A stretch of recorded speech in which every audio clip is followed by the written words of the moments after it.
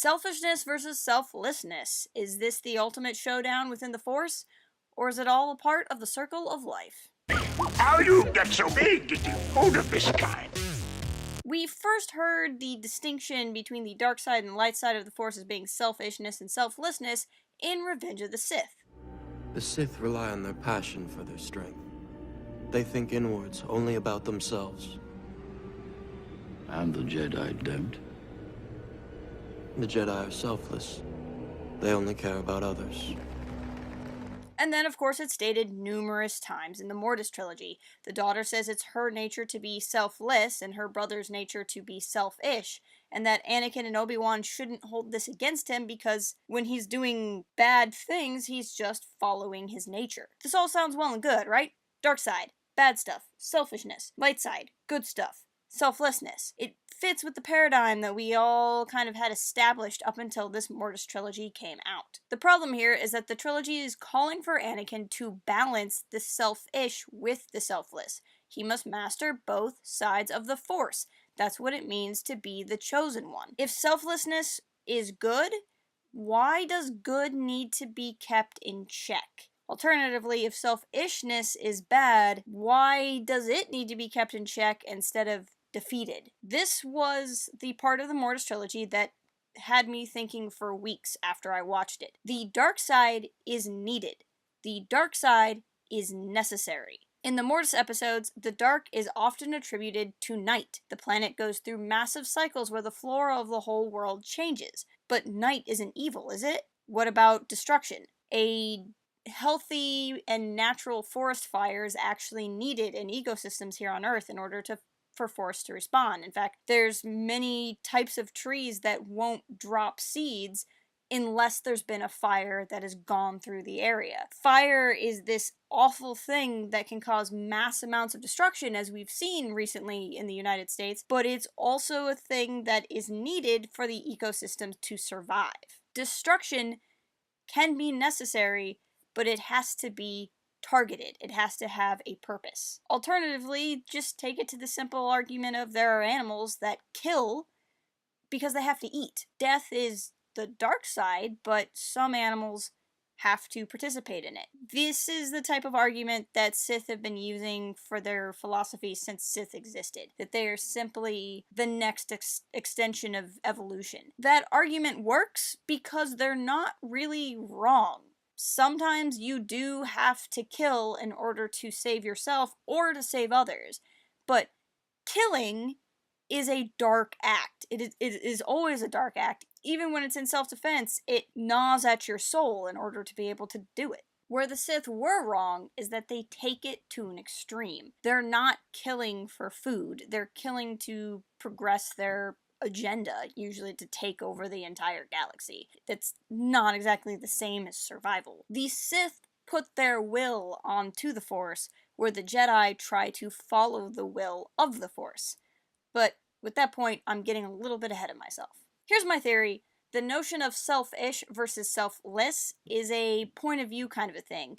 It's poetic license. Selfish and selfless just sound nice together. It's a catchy way to convey a point. It's not necessarily exactly true. Selfish and selfless are really active and passive. They're really outward and inward. They're really push and pull. They're motivations for your own care versus motivations for someone else's care. But when you put it like that, self-care is important. If you're not taking care of yourself, you're not going to be able to take care of others. Is it selfish for a person to take a vacation from work where they can go and refresh themselves and come back and not be a pain in the butt to work with anymore? Or is it better that they don't take time for themselves and just increasingly become more weighed down and grumpy? Or think about sleep. Sleep is an entirely selfish activity. When I sleep, I'm not helping anyone else. I am only doing a thing that I need to do in order to survive that's entirely about me. But if I don't sleep, I'm not going to have the energy or the mental capacity to do anything for anyone else. Sometimes actions are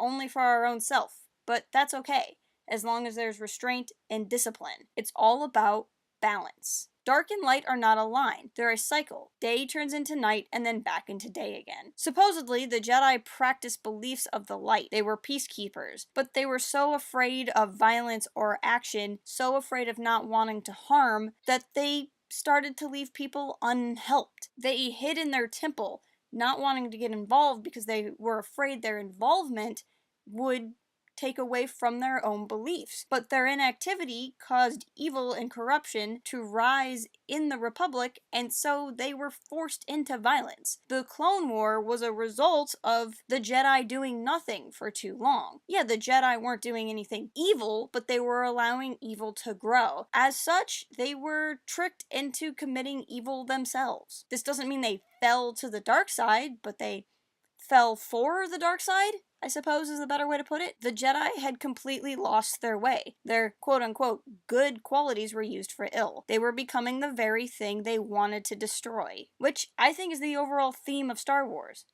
Don't become what you fight. So why then, if the dark and the light are both needed, are the Sith always the bad guys? Well, again, let me reiterate that the Sith are not the dark side and the Jedi are not the light side. A lot of people use this, and I think it started out of it's just convenient and unfortunately just perpetuates this misconception. The light side and the dark side exist as objective entities. It's how the Jedi and the Sith use them that affect what goes on in the galaxy around them. But as to why there are more villains that are Darksiders than not. Yoda warns Luke that the dark side is easier and more seductive, and I think that's the core of it. The dark side is easier. If you use the light side wrong, you're just going to be too passive. You're going to watch evil happen. I'm willing to wager that lightsiders fall just as much as darksiders. It's just you're not going to notice when someone falls to the light side. Mostly because they're probably not going to attack you.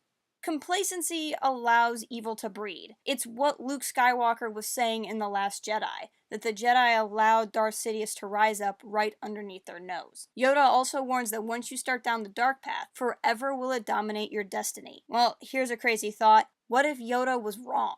Yoda's own student, Count Dooku, died on the dark side. Yoda also watched Anakin, a Jedi that Yoda trusted and relied upon, kill everyone that he knew. Yoda wanted Luke to kill Vader. Of course, this is what Yoda was going to tell Luke. In current canon, Yoda would be entirely unaware of any Jedi's return from the dark to the light ever. It hasn't happened. But again, here we are thinking in terms of light and dark. Even Vader's redemption, which I have talked about before, isn't quite that simple. I had a viewer leave me a comment that really solidified what I was trying to say. The Sith are evil because they are imposing their will over the Force. They're using the dark side as they want to use it, not because it is the time or the place to use it. The Jedi serve the light, yes, but they also serve the Force's will. They lost themselves and came to fear the dark instead of understanding it. At some level, I don't think balance is numerical. I don't think it means 50% light and 50% dark. To go back to my sleeping metaphor, I don't sleep 50% of the time. Hopefully I get around 8 hours, which is a joke. Most of us, I think, who have to juggle family and work get something far less of that. Just because there needs to be a balance between two things doesn't mean it's going to be an even split between those two things. I think ultimately we need light more than we need darkness. And I think that's why so many of our heroes champion the light side and why the light side is the natural kind of choice and expectation for the good guys, because it is ultimately life and growth and progression and all of these good things. And the dark can try to take that, but darker parts of life can be necessary. And again, this is where it gets really complicated because we, in our culture, put dark and evil together. Mentally, very few of us can separate the notion of dark things from evil things, because not all dark things are evil, but all evil things are dark, I suppose. At least the way we would see it. I think in Star Wars, complacency would be more attributed to being a negative aspect of the light side, and it gets a little funky trying to take Star Wars philosophy and apply it to Earth, and try to take Earth philosophy and apply it to Star Wars. I know a lot of people try to do that, and it just doesn't really work, because at the end of the day, we don't actually have the Force, and Star Wars does, and because of it, it's just never going to line up. perfectly. But in Star Wars, there are darker acts. When Princess Leia kills Jabba the Hutt, that's a dark thing. She kills someone. She chokes a living being to death. It just happens that this living being was vile and a slaver and somebody who had murdered other people as well. She was using a dark act to stop a dark person. That doesn't mean it was the beginning of Leia's fall to the dark side. And I think even the term falling to the dark side is something you really have to think about. It's something we get from Jedi. It's not this objective thing like 2 + 2 = 4. Falling to the dark side is what Jedi call it when lightsiders change their ways and start being evil. I don't really see it as falling to the dark side. I see it as giving in to extremes. As a being, if we are all dark side, or we're so afraid of the dark that we hide in light instead of facing darkness around us, that's what puts us out of balance. Too much of a good thing. All things in moderation. These are concepts on Earth that we do understand. It's just a matter of separating terms that we've taken to mean the same thing when they don't. But this is a really long video that's starting to get a little rambly. I do want to talk a little bit more about balance and what it means in current canon, and maybe a little bit in Legends, and really get into Chosen Prophecy and try to come up with a video that's gonna come back around and circle all of this together. I have some thoughts on Force Visions as well. I'm trying to figure out exactly where to take this series from here, so there will be more. I don't really know what the exact specific next topic is going to be, but make sure you keep it here to find out. Follow us at Port Haven Forums on Twitter, where you can get updates of all sorts of things. Make sure you visit port-haven.com for content that doesn't even make it to our YouTube channel. And as always, keep it real and fly casual. Now cooking can be fun!